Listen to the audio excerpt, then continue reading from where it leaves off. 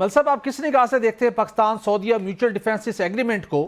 اس کی بالخصوص خطے کے اندر جو کشیدگی کی فضا اکثر قائم رہتی تھی، بالخصوص وہ بھارت جو ابھی بھی کہتا ہے کہ مارکا حق میں اس کو بدترین شکست تو ہوئی لیکن آپریشن سندور جاری ہے، تو اس معاہدے کے بعد کیا ابھی بھی لگتا ہے کہ یہ آپریشن سندور جاری رہے گا اور بھارت کبھی دوبارہ کوئی ایسی غلطی کرے گا؟ میں آپ کو بتاتا چلوں کہ وقت سدا ایک سا نہیں رہتا. یہود اور حدود نے خود ہی موقع دے دیا ہے مسلمانوں کو اکٹھا ہونے کا، اور جو اسرائیل کا قطر پر حملہ ہے اس سے ایک نئی روح پھونکی گئی ہے مسلمانوں کے، آپ اب اکٹھے ہو جائیں. اور اللہ کا شکر ہے کہ تھوڑا سا آپ دیکھ لیں کہ دوحہ کانفرنس جس کے بارے میں کہا جا رہا تھا جس کے اعلامیے میں کچھ نہیں ہوا، کوئی چیز سامنے نہیں آئی، صرف مذمت کی گئی ہے.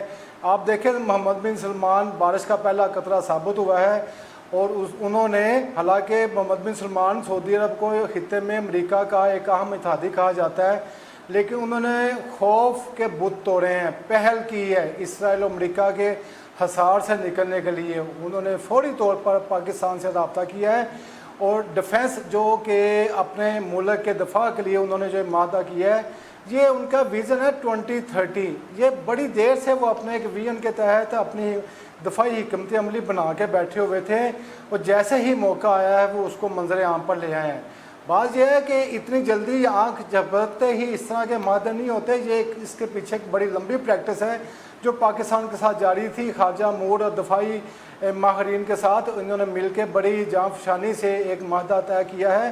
آپ صرف یہ دیکھیں کہ صرف ایک شک باہر آئی ہے جس کا آفیشلی اناؤنس کیا گیا ہے کہ دونوں ملکوں میں سے اگر کسی پر حملہ ہوا تو وہ ایک دوسرے پر حملہ صبر کیا جائے گا. اب دیکھیں اس سے ہی ہم پنجابی میں کہتے ہیں شریکوں میں آگ لگ گئی ہے کہ ہاں یہ ہو گیا. امریکہ اپنی جگہ پہ پریشان ہے، اسرائیل اپنی جگہ پہ پریشان ہے، بھارت اپنی جگہ پہ پریشان ہے کہ یہ ہو کے گیا، یہ ایک دم اچانک کیسے ہو گیا. یہ سب کچھ اچانک نہیں ہے، اس کے پیچھے اللہ کا کرم ہے اور بڑی لمبی لانگ سٹینڈنگ ہے.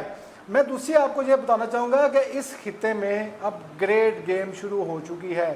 پاکستان نے ڈرائیونگ سیٹ سنبھال لی ہے، اور میں آپ کو ایک بات بتاتا چلا ہوں، کل کو یہ میری بات ثابت ہوگی کہ بہت بڑا سرپرائز آنے والا ہے. جو پاکستان نے عربوں کے لیے دفاع کی بات کیا ہے کہ ہم، کیونکہ مکہ معظمہ مدینہ منورہ ہمارے دین ایمان کا معاملہ ہے، اس پر ہر مسلمان شہادت کا جذبہ لیے بیٹھا ہے. لیکن جب پاکستان نے یہ قدم اٹھایا تو کیا آپ کو کیا کہتے ہیں کہ پاکستان نے اپنے دوستوں سے مشورہ نہیں کیا ہوگا؟ آگے چل کر مستقبل قریب میں یا بدیر آپ دیکھیں گے کہ اس گریٹ گیم میں چائنا کی سرپرائز انٹری ہوگی. چائنا اس گیم میں آئے گا اور وہ دیکھے گا کیا برکس میں اگر یو ہی جا سکتا ہے تو جو عرب امارات ہیں یا عرب ممالک ہیں یا خلیجی جو ریاستیں ہیں ان کے اتحاد کے لیے، ان کے دفاع کے لیے چائنا نہیں آ سکتا. چائنا اس میں شامل ہوگا، ہر صورت شامل ہوگا. دیکھیں آنے والے دنوں میں آپ کو بہت بڑا سرپرائز ملے گا. جہاں تک پاکستان کی بات ہے تو پاکستان نے اپنے مضبوط دفاع سے بھارت کو عبرتناک اور اس صدی کی انقلابی ٹیکنالوجی سے جو شکست دی ہے وہ ساری دنیا حیران ہے. اور پاکستان اس وقت ماشاءاللہ مضبوط دفاعی صلاحیتوں کی بنا پر اس خطے میں نہ صرف اپنے لیے بلکہ اپنے مسلمان ممالک کے لیے ایک سیکیورٹی پرووائڈر بننے جا رہا ہے. یہ ہمارے لیے بڑی خوشی اور فخر کی بات ہے کہ سعودی عرب نے ہم سے سیکیورٹی مانگی ہے اپنے ملک کے لیے. ہمارا سر بھی حاضر ہے اس ارض مقدس کے لیے. آپ یہ دیکھیں کہ صرف سعودی عرب نہیں ہے، لائن میں اور جس میں بڑے ممالک ہیں. اب آہستہ آہستہ آپ کو بڑی چیزیں نظر آئیں گی اور بڑے سرپرائز آتے جائیں گے. صرف میں جیسے میں پہلے بات کر رہا تھا کہ صرف ایک شک کی بات ہوئی ہے، شک ایک نہیں ہے، ابھی معاہدے کی دوسرے شکوں نے سامنے آنا ہے جس کے بعد آپ دیکھیں گے کہ دنیا میں ایک حیرت انگیز تبدیلی ہوگی. دنیا میں بہت بڑی چینجنگ آ رہی ہے، خاص کر کے جو پاکستان کی بھارت کے ساتھ جنگ ہوئی ہے اس نے دنیا میں ایک وار گیم کی صورتحال ہی چینج کر دی ہے. صدر ٹرمپ نے خود کہا تھا کہ امریکن وار کالجز میں پاکستان کی یہ جو 2-3 دن کی لڑائی ہے اس کو مثال بنا کر پڑھایا جائے تاکہ ہمارے پائلٹس پڑھ سکیں. دوسری بات میں آپ کو کہوں کہ سعودی عرب کے ساتھ ہمارا تقریباً آپ سمجھ لیں کہ جب سے پاکستان بنا ہے تب سے ہمارا اس کے ساتھ دفاعی، معاشی، ایک دوسرے کا بھائی چارے کا تعلق واسطہ ہے. وہ مشکل وقت میں ہمارے کام آتے ہیں، ہم مشکل وقت میں اگر ان کو ضرورت پڑے تو ہم بھی جاتے ہیں.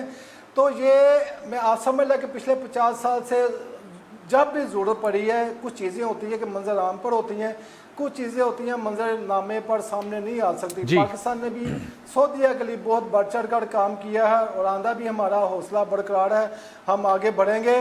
اور میں آپ کو یہی بتا دوں کہ جو ٹیکنالوجی کی جنگ ہے اب بہت آگے تک چلے گی اور پاکستان نے اس میں اپنے آپ کو بہت ڈیولپ کر لیا ہوا ہے. میں جہاں پر میں ایک بٹ صاحب آپ کی اجازت کے ساتھ ایک بڑی خصوصی بات کرنا چاہوں گا. جی لازمی کیجیے. جو اسرائیل نے قطر پر حملہ کیا ہے, یہ اس نے اس صدی کی بہت بڑی, آپ سمجھ لیں کہ بہت بڑی غلطی کی ہے. امریکہ کا جو زوال تھا اس کو پہیے لگا دیے, اور امریکہ کا جو زوال ہے اس کی سب سے بڑی جو ذمہ داری ہے وہ اسرائیل اور یہودیوں پر عائد ہوتی ہے, کیونکہ یہودی لابی اتنی بااثر ہے امریکن حکومت پر کہ وہ جس طرح چاہتے ہیں اس سے وہ اپنی چیزیں اور باتیں منوا لیتے ہیں. اب فلسطین ہو جائے, قطر ہو جائے, افغانستان ہو جائے یا دوسرے مالک ہو جائے, یوکرین ہو جائے, یہ یہودی جنگ لڑ رہے ہیں, امریکن نہیں لڑ رہے. اب امریکن صرف اس کا خمیازہ بھگتیں گے.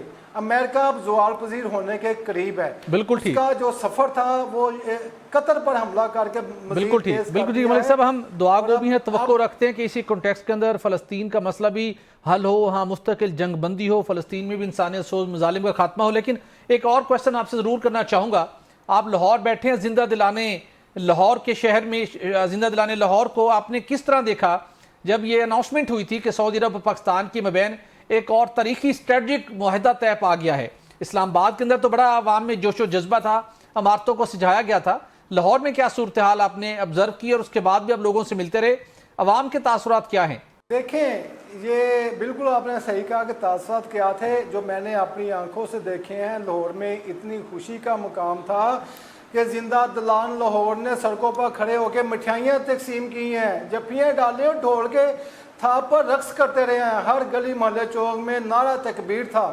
یعنی کہ پاکستانیوں میں اتنا جوش و جذبہ ہے, خاص کر کے لاہوریوں کی بات کروں گا کہ وہ دل کے بھی زندہ ہیں.